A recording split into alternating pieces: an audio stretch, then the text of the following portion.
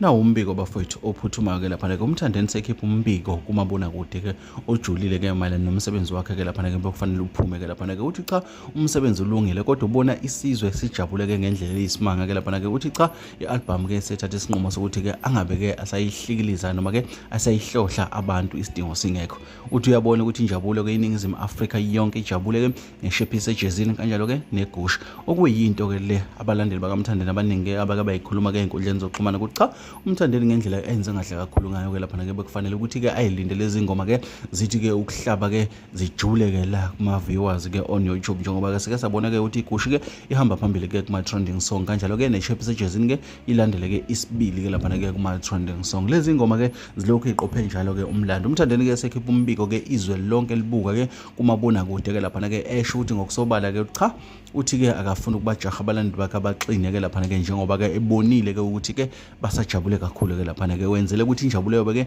ilokhu iqhubeke ke njalo ke lapha ke kukhuluma ke IGcokama Elisha umthandeni umfoko amanqale ke lapha ke evela ke ohlelweni ke ku163 ke lapha ke kumzansi magic okuyinto bafowethu ke inkulu kakhulu ke even isho mabona kodwa ubhalile ukuthi umlandeni ke uqophe umlando ke emculweni ke kamaskandi okuyinto bafowethu lena abantu abaningi abaqalile kuyisho nathi sisho sizintatheli namanje ke nawumabona kude ke bayayisho. Asazi ke njengoba ke sike sabona ukuthi naso ukhozini abantu abaningi ke banezikhalazo ke ezingakaphenduleki ukuthi ukhozi ke luthula lithini uma kunje izwe likhala lonke ngomuntu ke owenze kahle kanje. Bafowethu mina ke ngikuthatha ngikubeka njengoba kunjalo ke kodwa kubalekile ke ukuthi ke ialbum ayisezukuphuma isizophuma ke ngonyaka ozayo. Bafowethu ilezo